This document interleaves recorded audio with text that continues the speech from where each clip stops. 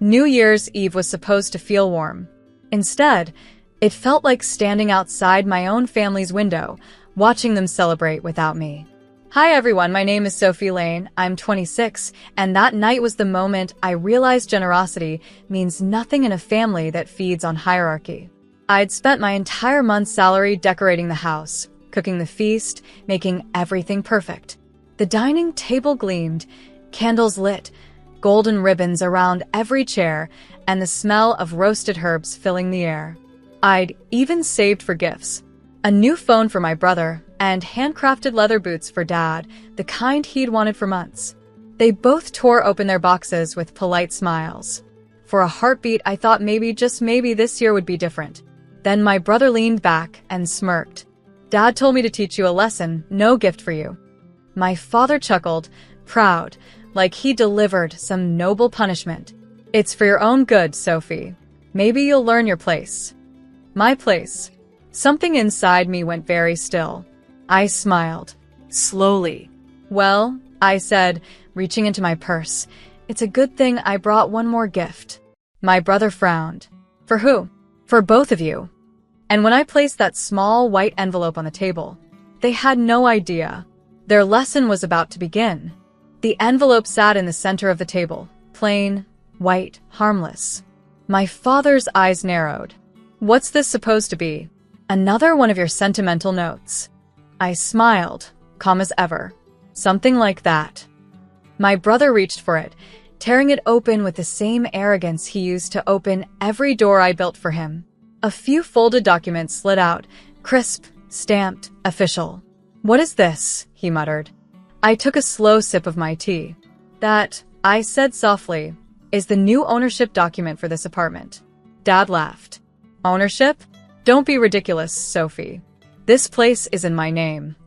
It was, I corrected gently. Until you used it as collateral for the business loan I helped you secure last year. Remember? The one you defaulted on.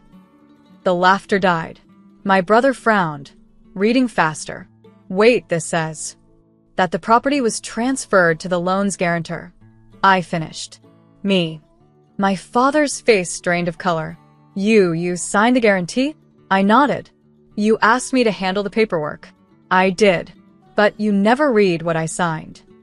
My brother stood abruptly, his chair scraping the floor. You tricked us. No, I said, standing too. I protected myself. Their silence was thunderous, the kind that falls when power finally shifts. And for the first time in years, I watched my father look at me not as a daughter, but as a consequence. For a long moment, no one spoke. My father stared at the papers like they were written in another language. My brother's jaw tightened, his hand shaking as he set the documents down.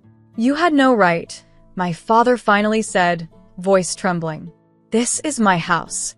No, I said quietly. This was your house.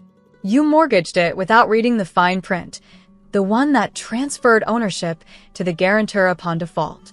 His face flushed red. You used us. I tilted my head. You mean the way you've used me for years? To pay your bills, run your errands, cook your meals, and fund every holiday you brag about. My brother slammed his palm on the table. You're still living here under our roof. I smiled. Correction. You are living here under mine. The words landed like glass shattering across the table. Dad's voice turned cold. You think this gives you power? You'll regret this, Sophie. Family doesn't turn on family. My laughter came out soft. Dangerous. Family doesn't humiliate the person who feeds them either. But you didn't call that betrayal. You called it love. He opened his mouth to speak, but I cut him off. You don't have to worry about living under my roof for long. Their eyes widened. Because as of tomorrow morning, I said calmly, you'll be getting your own eviction notice. The next morning, I woke early. The air felt different, lighter. I made coffee, printed the papers, and waited for them to wake up. My father shuffled into the kitchen, his expression sour, my brother trailing behind him, eyes heavy from a sleepless night. Morning, I greeted, sliding 2 envelopes across the table. Dad frowned. What's this now? Formal notice, I said, stirring my coffee. You have 30 days to vacate the property. My brother laughed bitterly. You can't evict your own family. I met his gaze. You're right. I shouldn't have to. But after last night's lesson, I realized something. Family doesn't mean submission. My father snatched the letter, scanning it. You filed this legally? Registered with the housing board this morning, I said. And before you panic, I already arranged for a rental property near Uncle Henry's place. Consider it generous. He slammed the paper down. You're heartless. I stood. No, I'm just done being the family wallet. For years, they'd taken from me without thanks, twisting love into obligation. But now, the same girl who once begged for approval held the keys to their roof and the freedom to say no. You wanted to teach me a lesson? I said softly. Congratulations. I learned it. Then I walked out, leaving them speechless in the kitchen. Two men who finally realized the weakest one at the table had just ended the game. By noon, the family group chat was on fire. My aunt messaged first. Sophie, tell me you didn't evict your own father. Then came my cousin. Everyone's saying you took the house papers behind their back. That true? I didn't bother replying. Let them gossip. They'd never seen my father mock me after every paycheck, never watched my brother gloat over the things I paid for. But the silence broke when my mother called. Sophie, she said sharply, what did you do? I enforced the law, I replied. He's your father, she shouted. And I was his servant, I said calmly. Where even now, there was a pause, then a quieter voice. He's embarrassed, Sophie. Everyone's talking. Good, I said. Maybe he'll finally feel what humiliation tastes like. That evening, Dad came storming back with my brother, fury in every step. You think paperwork gives you control? He spat. You'll regret crossing me. I stood in the doorway, blocking their path. No threats, Dad. Not here. I've changed the locks. My brother laughed coldly. You've really lost it. I took out a small remote and pressed it. The security alarm blinked red, private access only. I lost my peace for years, I said softly. Now, I'm just reclaiming it. They stood there, speechless, facing the home that was no longer theirs. And for once, they were the outsiders. The following week, the house was quiet. Almost unnaturally so. No shouting. No guilt-tripping. No one asking for a little help till next month. But peace came with a price. Rumors spread fast. At the grocery store, old neighbors whispered, "That's the daughter who kicked her family out." I smiled politely and kept walking. Let them talk. They hadn't lived my life. My father tried one last stunt. He called the property registrar, demanding a review of ownership.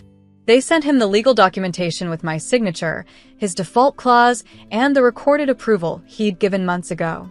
After that, he stopped calling. My brother, however, didn't. He sent one message late one night. "You're cruel. We were supposed to be family." I typed back. Family isn't something you weaponize. You can't steal from it, mock it, and still expect its loyalty. Then I blocked him. A few days later, I packed away their leftover things. Old photos, my dad's tools, my brother's gaming console. I dropped the boxes at the local charity, receipt and all. When I came home that evening, the house felt lighter, brighter, like it had exhaled. For the first time in my life, I wasn't living under someone else's power. I was living on my own terms, and that, I realized, was the best gift I could have given myself. 3 weeks later, I received a letter from my father's lawyer, a last attempt to guilt me wrapped in legal language. It read, "Your father requests a reconsideration for shared ownership in good faith." Good faith. The same man who once laughed as he said I'd never be worth more than a pair of boots was now asking for mercy. I called his lawyer directly. "Tell my father," I said calmly, "that I don't negotiate with people who see family as property." He sighed, almost pitying. "He won't take this well." "I know," I replied.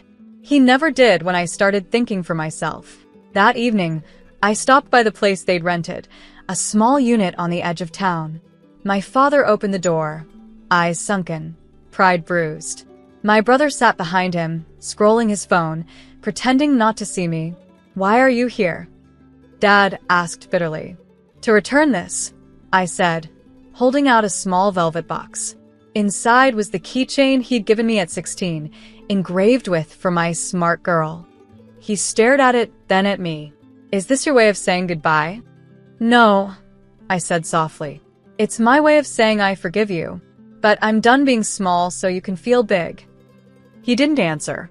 He didn't have to, because when I walked away, I knew, for the first time, he understood exactly who he'd underestimated. A year later, I spent New Year's Eve at the same dining table, but this time, it was mine alone. No shouting, no guilt, no backhanded lessons. Just peace, candles, and silence that felt like victory. The house was fully renovated now. The walls were painted soft ivory, the shelves lined with the books I'd never had space for before. Every corner whispered something familiar, not loneliness, but freedom. On the table sat 2 unopened envelopes, each addressed to me. One from my father, one from my brother. I didn't need to open them. I already knew what they said. Regret disguised as excuses. I smiled faintly and tucked them into a drawer, beside the original ownership papers. The documents that had once divided us were now my quiet reminder. Strength doesn't always roar. Sometimes it just signs its name.